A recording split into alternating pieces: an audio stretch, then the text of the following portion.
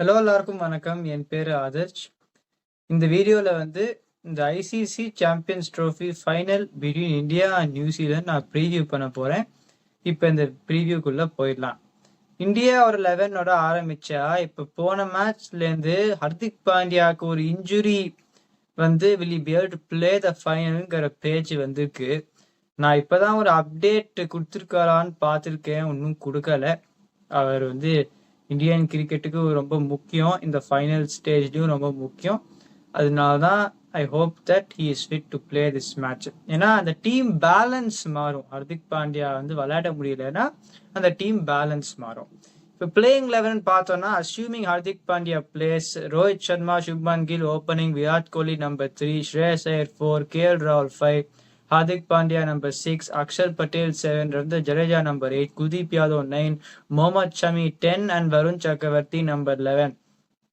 இப்போ ஹர்திக் பாண்டியால விளையாட முடியலன்னா இப்போ 2 சீமை அது தேவை. துபாயில 4 ஸ்பின்னர் வச்சிருக்கா. இப்போ ஒரு 5வது ஸ்பின்னரை வச்சுட்டு நியூசிலாந்து அந்த முதல் மேட்ச் இன் துபாய் எதனால தோத்தானா அந்த வருண் சக்கரவர்த்தி ஃபேக்டர்னால தான் தோத்தா. அப்பார்ட் ஃப்ரம் தட் அந்த வேற ஸ்பின்னர்ஸ் ஈக்கனாமிக்கலா போட்டா. ஆனா விக்கெட் அவ்வளோ எடுத்தாலா அவ்வளோ எடுக்கல. வருண் சக்கரவர்த்தி தான் ஹி ரன் த்ரூ நியூசிலாந்து. அதனால தான் இந்தியா அந்த மேட்சை ஜெயிச்சா. இப்ப ஹர்திக் பாண்டியா ஃபிட் இல்லைன்னா batting point of view you can put in Rishabh Pant. Fast பவுலிங்னா ஹர்ஷ்தீப் சிங் ஆர் ஹர்ஷித் ராணா. நான் ஹர்ஷ்தீப் சிங்கோட தான் போவேன். வாஷிங்டன் சுந்தரை கொண்டு வந்தா யூ கேன் பேட். ஆனா வில் யார் any thing with the ball? No. So யார போட போறான்னு தெரியல. கண்டிப்பா Hardik Pandya if he is not there it will be difference maker to the balance.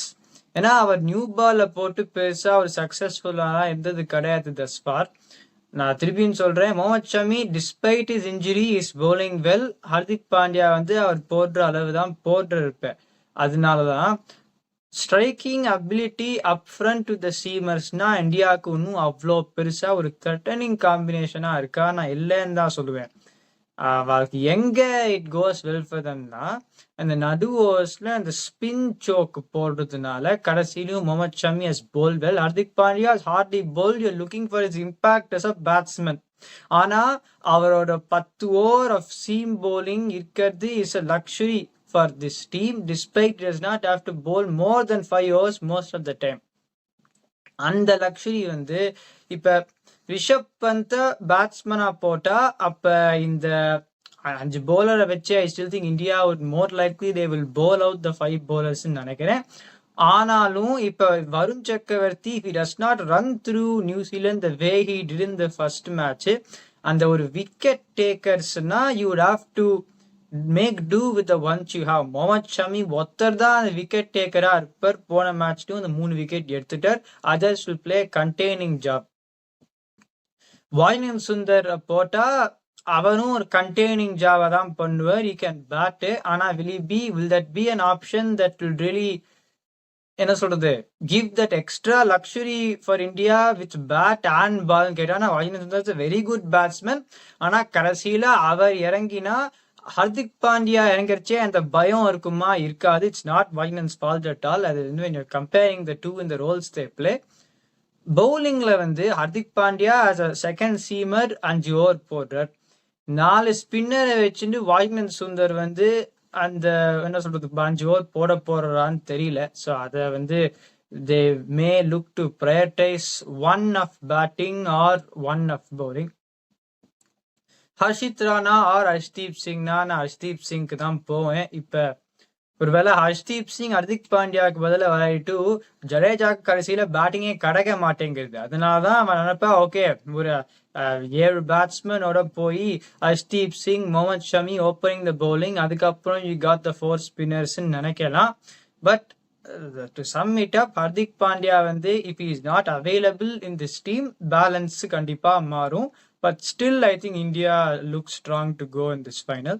இப்ப நியூசிலாந்து லெவலை பார்த்தோம்னா அவளும் மாத்த போறது கிடையாதுன்னு நினைக்கிறேன். ஆனா இந்தியா மாதிரியே there is a risk of a forced change. ஏன்னா மேட் ஹென்ரி போன மேட்ச்ல picked up an injury towards the end. அவர் தான் இந்த இருக்கிற fast bowling stocks with inexperience around him, Kyle Jamieson வந்து இது சிங்கிள் ஃபேஸ் பவுலர். நான் முன்னாடியே சொன்ன மாதிரி Matt Henry striking ability up front தான் is the basis for New Zealand to look to dominate with this squad. அதனால மேட் ஹென்ரி ஃபிட்டா இல்லைன்னா வெளியில இருக்கிற வந்து ஜேக்கப் டஃபி ஒரு left arm fast bowler inexperienced, இல்லைன்னா நேத்தன் ஸ்மித் வேகமா போடுவார். ஆனா மேட் ஹென்ரியோட கிளாஸ் கேன் யூ கம்பேர்னா ரெண்டு பேருக்குமே பண்ண முடியாது. அஸ்யூமிங் மேட் ஹென்ரி இஸ் ஃபிட்னு பார்த்தோம்னா Will Young, Rachin Ravindra opening the batting, Kane Williamson number 3, Tom Latham 4, Daryl Mitchell 5, Glenn Phillips 6, Michael Bracewell 7, Mitchell Santner 8, Kyle Jamieson 9, Matt Henry 10 and Will O'Rourke number 11. Mat Henry fit இல்லைன்னா அந்த Jacob Duffy, Nathan Smith விளையாடணும். அந்த ஆரம்பத்தில் அந்த striking ability வந்து அடிப்படும். ஏன்னா நான் வந்து சொல்லிகிட்டே இருந்திருக்கேன், போன மேட்ச்லையும் பார்த்தோம் சவுத் ஆப்பிரிக்கா கிட்ட. ஓகே, கடைசியில வந்து இந்த மேட்ச் வாஸ் லாஸ்ட். மில்லர் வந்து ஒரு செஞ்சுரி அடிச்சார், இட் வாஸ் இம்பாக்ட்லெஸ் செஞ்சுரி. ஆனா கைல் ஜேமிசன் கடைசியில போடுறச்சே கஷ்டம் படுவாருன்னு நான் சொல்லியிருந்தேன். ஹர்திக் பாண்டியாவும் இந்த முதல் மேட்ச் இன் துபாயில அவர் தான் அடிச்சுட்டு India got that score the defender. அப்புறம் David Miller was able to score the death. ஆனா கைல் ஜேமிசனுக்கு கடைசியில even if the match was up for grabs, கடைசியில அவருக்கு ஆப்ஷன்ஸ் இல்லை to bowl at the death. அதனாலதான் I would say அந்த முதல் 40 overs டாமினேட் பண்றது தான் they were looking to do that with their bowling attack. கடைசி 10ல ODIல என்ன ஆனாலும் முதல் 40 ஓவர்ல கோட்டை விட்டுட்டா கடைசி 10ல என்ன பண்றதுனால how often do teams win a match? I don't think so. அதனாலதான் அந்த முதல் 40 ஓவரை அடிக்க பார்த்து இருந்திருக்கா. மேட் ஹென்ரி இருந்ததுனாலதான் அப்படி வந்து பண்ண முடிஞ்சிருக்கு. இப்ப மேட் ஹென்ரி இல்லாத அந்த நியூ பால்ல இருக்கிற எக்ஸ்பீரியன்ஸும் குறைஞ்சு போயிடுச்சுன்னா then they will have to rely more then the death. இந்த ஜேக்கப் டஃபி, நேத்தன் ஸ்மித் எப்படி கடைசியில போடுவான்ங்கிறதும் தெரியாது. அப்பார்ட் ஃப்ரம் தட், இப்ப போன மேட்ச்ல போன வென்யூ வந்து ஒரு ஹை ஸ்கோரிங் வென்யூ. இதுல வந்து அப்படி இல்லாததுனால நான் பேட்டிங் லைன் அப் ஸ்ட்ரக்சரிங்னு நான் சொன்னேன்.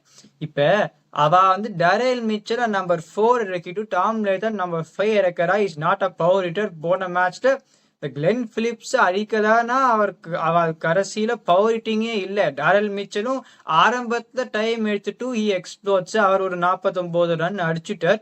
அதை தவிர you Tom Latham, Michael Bracewell, Mitchell Santner. இந்த கிளென் பிலிப்ஸ் அடிச்சதுனாலதான் தே காட் டு 360. இல்லைன்னா அதோட நன்னாவே கம்மியா வந்திருக்கும். இந்த கேஸ்ல because it is low scoring match ஒரு mid scoring match, Tom Latham வந்து நடுவில் அந்த ஸ்பின்னர்ஸை மெனூவர் பண்ணி விளையாடுறதுக்கு he will be a good option. It will not be a situation where you have to chase a big amount.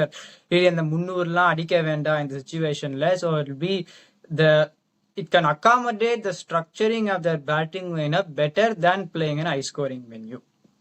இப்போ அதுதான் இந்த ரெண்டு டீமுக்கும் ஃபிட்னஸ் கன்சர்ன்ஸ். ஹோப்ஃபுல்லி எனக்கு என்ன ஆசைன்னா ரெண்டு டீமுமே ஒரு ஃபுல் ஸ்ட்ரென்த் டீம்ஸாக வச்சு மோதலான்னு எனக்கு ஒரு ஆசை. ஏன்னா ரெண்டு டீமும் ஒரு deserving to play the final, win the 2 best teams இந்த டோர்னமெண்ட்.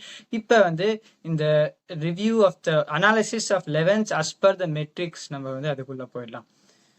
இப்ப நான் சொன்ன மாதிரி துபாயில டாப் 4ல ஒரு 52-1 வர மாதிரி விக்கெட்டும் கொடுக்கக்கூடாது. You should not get bogged down. இந்தியாவுக்கு ரோஹித் சர்மா, சுப்மான் கில், விராட் கோலி, ஸ்ரேயஸ். நியூசிலாந்துக்கு Will Young, Rachin Ravindra, Kane Williamson and Tom Latham. இப்ப Rohit Sharma, Will Young compare பண்ணோம்னா வில் யங் முதல்ல அந்த 100 அடிச்சுட்டு அதுக்கப்புறம் அவ்வளோ பெருசா அடிக்கல. ரோஹித் சர்மா வந்து is looking to give a start for his team, hasn't got a big score. ஆனாலும் இந்த கிளாஸ் ஆஃப் ரோஹித் சர்மா அந்த பிக் டேனா கண்டிப்பா நான் ரோஹித் சர்மா நான் சொல்லுவேன். சுப்மான் கில் வச்சு ரச்சின் ரவீந்திரா ரெண்டு பேருமே நன்னா ஃபார்ம்ல தான் இருக்கான்னு நான் சொல்லுவேன். சுப்மான் கில் 2 மேட்சா அடிக்கல, பட் அதுக்கு முன்னாடி ரொம்ப ரன்னா வச்சுட்டு இருந்தார். So I don't think there is any sign to talk about there. So ரெண்டு பேருமே ஈக்குவல் தான் நான் சொல்லுவேன். Virat Kohli and Kane Williamson. Virat Kohli வந்து is in very good confidence. போன மேட்ச் 188 ரன் அடிச்சார். கேன் வில்லியம்சனும் ஒரு 100 அடிச்சார் போன மேட்ச். அதுக்கு முன்னாடி இந்தியா கிட்ட ஒரு 80 ரன் அடிச்சார். ஸோ ரெண்டு பேருமே ஈக்குவல்னு நான் சொல்லுவேன். ஸ்ரேயஸ் ஐயர், டாம் லேத்தம் ரெண்டு பேருமே பிளே டிஃப்ரெண்ட் ரோல்ஸ். ஸ்ரேயஸ் ஐயர் வந்து his role is to attack the spinners in the middle overs. Tom Latham வந்து is not a power hitter. ஒரு மாதிரி மனூவர் பண்ணி விளையாடுவார் ஸ்பின்னர்ஸ். ரெண்டு பேருமே வெரி குட் பிளேயர்ஸ். ஆனா with the confidence that Shreyas Iyer has been demonstrating, அதுவும் அவர் வந்து நான் முன்னாடி இருந்தே சொல்லியிருக்கேன், மிடில் ஓவர்ஸ்ல he's a match winner for India. நிறைய பேருக்கு until the ODI world cup அதை வந்து புரியல. ஆனா he's a match winner for India அந்த மிடில் ஓவர்ஸ் நான் ரொம்ப வருஷமாவே நான் சொல்லி இருந்திருக்கேன். So I'm not surprised he's playing well. So in that battle I say Shreyas Iyer take stage. ஆனா அந்த இப்போ ஆரம்பத்துல setting phase and also not getting bogged டவுன்னா அந்த New Zealand batsman also got the class to get 52 for run without taking risks. So நான் ரெண்டு top ஃபோருமே இந்த எட்ஜ் ஈக்குவலாக தான் கொடுப்பேன். I will not say there's a edge for either side. அப்புறம் middle orders not getting back down by the spin. இந்தியாவுக்கு வந்து கேஎல் ராகுல், ஹர்திக் பாண்டியா, அக்ஷர் பட்டேல், ரவீந்திர ஜடேஜா. நியூசிலாண்டுக்கு வந்து Daryl Mitchell, Glenn Phillips, Michael Bracewell, Mitchell Santner. அந்த ரெண்டாவது செமிஃபைனலை பற்றியும் நான் என்ன சொன்னேன், அவ வந்து apart from Glenn Phillips' contribution at the end, the rest are not power hitters. அந்த 49 ரன் அடிச்சதுனால தான் அந்த 360 வந்தது. ஆனா with the quality of spin that India have got also, and when comparing to the Indian batting lineup வந்து, can you say that the New Zealand batting lineup got an advantage? No. So the middle overs கண்டிப்பா India got a big advantage. அப்புறமா spinners to play the containing job. அது வந்து ரெண்டு டீமும் containing job பண்ணலாம். ஆனா Indian spinners are a different class and maybe although you got Mitchell Santner is very good. Axar Patel, Ravindra Jadeja, Kuldeep Yadav and Varun Chakravarthy. Indian ஸ்பின்னர்ஸ்க்கு ஒரு offensive கியரும் இருக்கு. Like Varun சக்கரவர்த்தி அந்த முதல் மேட்ச்ல எப்படி ரன் த்ரூ த அப்போசிஷன்னு.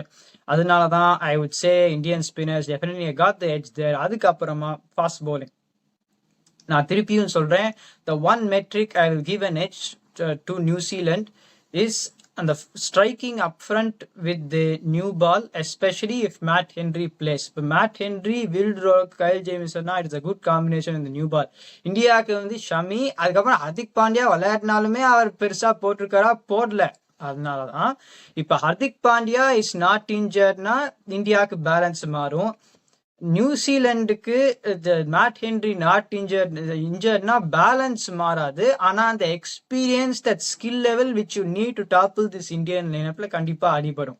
ஸோ நான் திருப்பியும் சொல்றேன், அந்த ஒரு மெட்ரிக்ல மட்டும் நியூசிலாண்டுக்கு எட்ஜ் இருக்கு. That striking up front. India வந்து ஸ்பின்னோட தான் அடிக்கிறா, நாட் பேஸ். ஷமி வந்து ரொம்ப நல்லா இப்போ போன்றிருக்க, despite his injury is bowling well.